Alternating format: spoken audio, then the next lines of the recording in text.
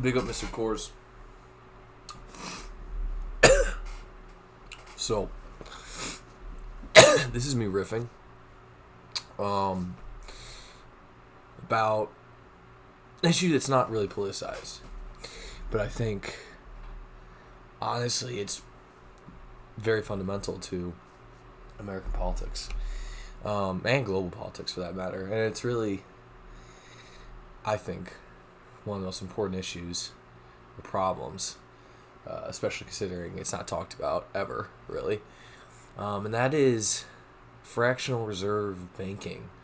And I'll get into that. But this is a preface.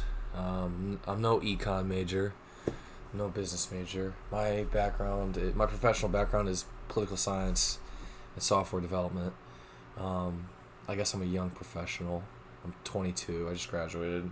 I'm in grad school for public policy, but this is something I just kind of know in my free time. But what is fractional reserve banking?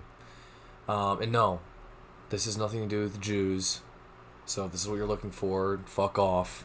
Okay, right? Like, just because usury was allowed in Judaism and what the fuck is it called? Torah? Like, all respect to my Jewish homies. But, like, just because that is how it's guarded does not mean that this is, like, it's not an implication on Jews. It's an implication on the system itself. So if you're an anti-Semite or a Jewish conspiracy theorist, go fuck yourself. Go look on the internet. Go outside, touch grass, get laid. That being said, fractional reserve banking. What does that mean? Well, it means that the reserve is fractional of what all the loans that go out. And now, I implore you to look into this more, because I'm just going to do a gloss over to get the point across. And I, again, am no expert. This is completely self-taught, really. But when you look it up, if you do look it up, if you're a good little kitten, then it will seem more complicated than it is. And that's the point. And this isn't me being reductive or anything, because there's plenty of complexity in this world, especially in the realm of politics and public policy. But yet, this is something that has been artificially complicated in order to obscure the asinineness of the system. And now, what do I mean by that? Well, so fractional reserve is basically, to the gist of it, when money is loaned out from a bank, that money is not real. It is created at the time that loan is given to you. It is electronic. It is a fiat currency. It is fiat money that is only real because we as a society, and because our governance, our shared governance in the public and private joint sectors, has enforced that, whether that's with the FDIC, right? You know, which Roosevelt did basically, ironically, is, even though FDR was, you know, the father in a lot of ways of American social democracy, he ultimately saved the system after Black Friday and during the Great Depression. And in some ways, he has entrenched it now. Because, I mean, what is a bank run? A bank run is when enough people go to try and take out their money, withdraw from the bank, and the bank doesn't have all the money there. That's because it is fractional reserve. So for, you know, sometimes it depends on what the ratio is. Sometimes it's anywhere from like 3 to 10%. So that means that they only need to have that much amount in liquid deposits in order to give out that amount of loans. So, for example, if they have $10 in deposits, they can give out, and it's a 10% reserve ratio, they can give out $100 or $90 in loans. It would make up 100, or maybe 100. You know what I mean? And so, why does this matter? Well, it matters because that means that our entire economy, and by our I mean the global economy,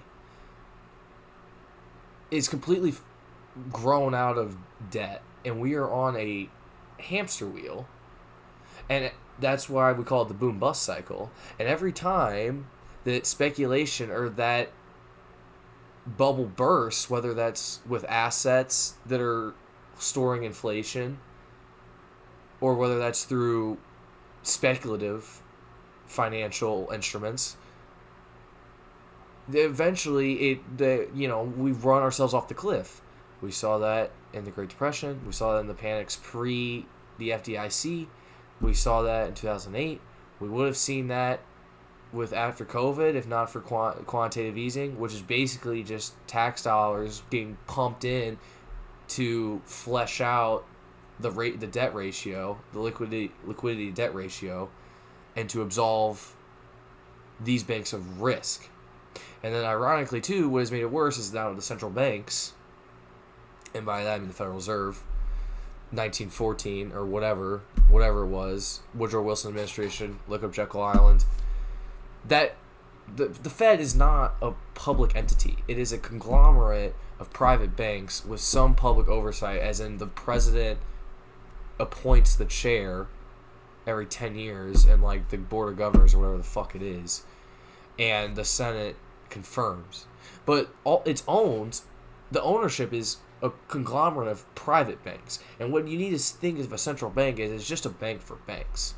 And what the central bank does when we say something like quantitative easing, like a bailout is another way of putting it. I mean, I don't know why I did quotes. It is a fucking bailout.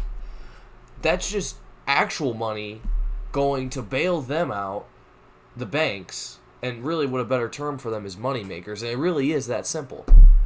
As money makers, for making money, for profiting, and then fucking gambling the entire economy away because they're supposed to be storing everyone's actual money that they rightfully earned as labor off of something that is not real and is not entitled to them other than the fact that it's been that way for, 800 years. And in America, really, since, again, the Federal Reserve. And why does this matter? Well, when the government wants to take out money, why does government debt exist? Because we take out loans from private organizations that we have just given the power to create money instead of us having it. And so when they talk about American tax dollars are going to a rising share of interest to pay off interest, not interest relief, interest payments, year over year, it's getting more expensive. Well, that's a faux framing of the issue, because that wouldn't be an issue if we weren't absolutely grabbed by the fucking balls and they're twisting us, this mogul empire of just people, of just rich pricks who have the lever of the economy. And now we're at a point, especially with our governments being so co-opted and with the central bank and institutional backing within government, to make it less risky, to try and prevent these massive fuck-ups, these massive implosions that are inevitable given the system, given the mathematical fact that all this around us is facilitated by debt and by money that's not fucking real, that was created out of thin air in a fucking computer. And here we are. And it's a secondary source, not primarily source documented, but the OG Rothschild, I forget his name, said something along the lines whereas, give me the power to control a nation's wealth and to create a nation's wealth, and I care not who makes the laws. And this is the OG motherfucker. And we're out here acting like, how are we the most productive society and the most productive race at the most productive time? And our technological capacity is unfathomable at times. And yet, we still have a bunch of people, even in the richest country on earth, and the richest countries on earth, whose material needs aren't met. Meanwhile, we say in the political discourse that we can't just pay for these things. We can't just print money. But yet, that's how our entire economy fucking runs anyways. We've just given it to basically a fucking mafia of douchebags. And they don't care. They don't, I mean, they love it. And you think they're using that to invest in, affordable housing? No, it's for fucking, they gentrify the fuck out of everything. And, and then they just hold it as real estate. And that's why this whole inflation thing, and why no one can afford shit. And I don't mean inflation as in like the CPI, though that has started to creep in recently with given geopolitics, global events, and this. But let's think about all the things that you absolutely need to survive. All the things that are relatively price inelastic that you will demand will not change regardless of price generally. Housing, healthcare, education, gas to some extent, energy, right? Food. These core things, particularly housing, and particularly recently healthcare. I mean, we've all heard it, that back in the day, in fucking, 19 whatever, early 1900s, God forbid 1800s, you could fucking work fucking minimum, whatever the minimum wage, or not, there's no minimum wage, you could just like fucking work for a year and then just like buy a fucking house. Now you work for a year and you live in a fucking shoebox and you rent it. You don't even get to take a mortgage or nothing. You're just getting ass raped by, like, you don't even have the opportunity to be ass raped by the bank and take a mortgage and pay over the lifetime of the loan, 100% in interest, which you pay first, by the way. So that's the other thing. That's why where it's like, oh, I took out a student loan for $70K and I've been paying it for 8 years and I have like $70K left on it. It's because you pay all the interest first because it's a fucking racket. Wake up. And so the reason why this system is, the hamster wheel is propagated in a large part by the fact that inflation is stored in all these price inelastic goods that we absolutely have to have. So it's accommodating for that fact. And then meanwhile, subsidies are just subsidizing that fact. And our tax dollars are going to keep prices artificially high for things that we need most. And the reason why those things are artificially high is because of inflation, which is caused by the fact that they are making profit, they are charging interest on money that they have no right to create other than the right, they have it, but have no moral or merit-based right to have it. And meanwhile, it's fucking over everyone else, both in the global north and in the global south. If you're a working person, fuck you. You don't think that we, as a technology, have enough capacity technologically and as a society technologically to fucking everyone can have a house? We already have enough houses. We have more houses than homeless people in this fucking country, for Christ's sake. Like, we went to the fucking moon 80 years ago. Like, mushrooms can play the piano. Like, what the fuck are we doing? What the fuck are we doing? Like, are you fucking sped? Are we fucking sped? And it's not even that. And I say we as all of us.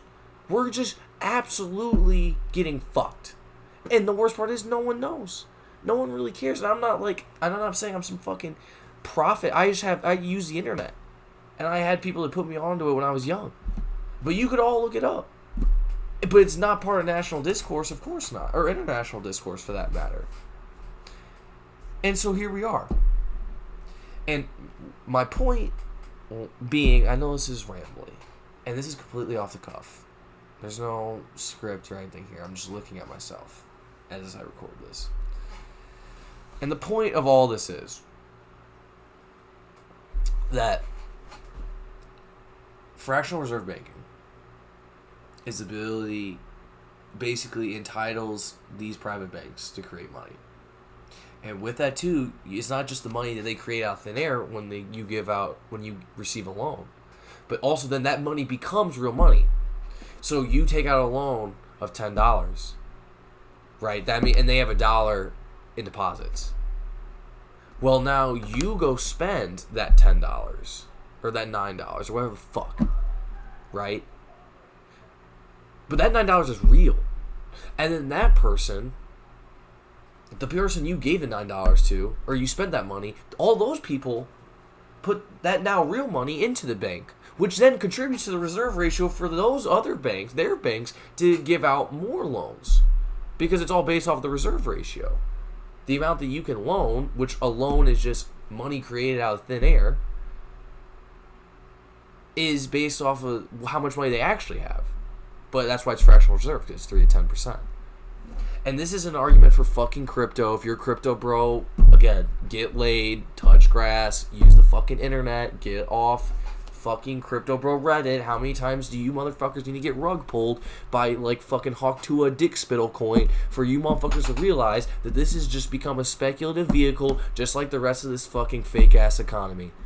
And finance is absolutely fucking every single real person who works a real job, contributes real value to this company, to the world, and to the economy by the balls. And debt now is the vehicle for which growth is predicated on, rather than debt being a measure of last resort to facilitate very necessary growth, like housing and like the green revolution.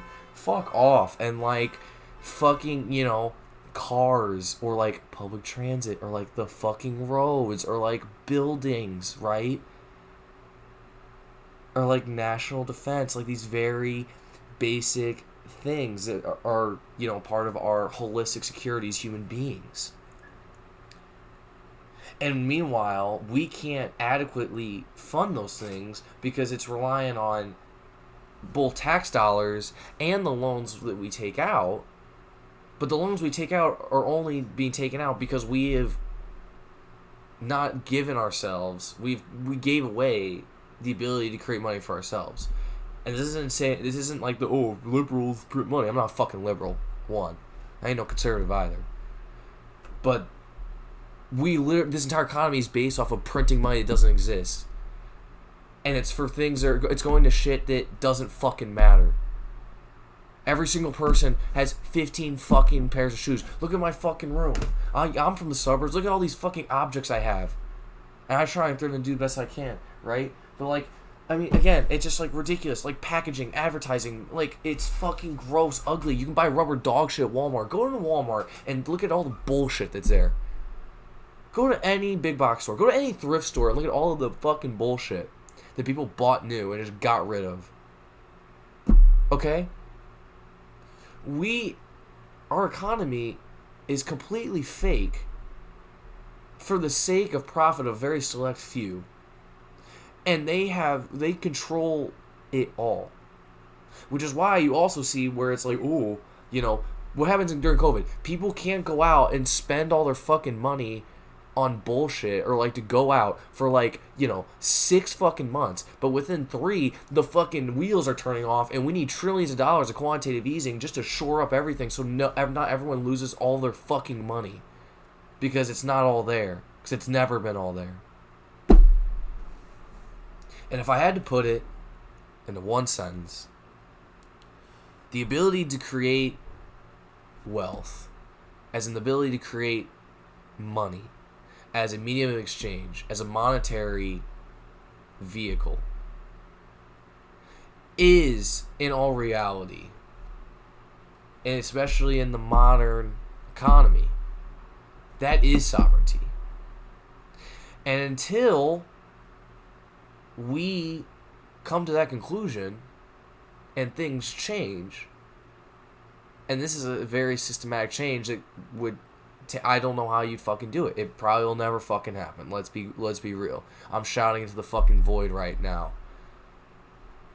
But until that happens, everything else that has to do with advancing society and living prosperous lives, whether that is economically, spiritually, as human beings, embodying the creative spirit, the human spirit as the most advanced species on Earth, as the dominant species, yet we're being subjugated by the system, and we will be fighting an uphill battle in any progress we attempt to make until that is resolved. And this should be something that's in national discourse, right? This should be something that's in international discourse. This should be something that is talked about again, look up Austrian School of Economics. This is where this idea, there's a lot of the critique of it originally founded in the late 19th, really after the Great Depression, in the 1940s, and again in the 70s and 80s. And here we are.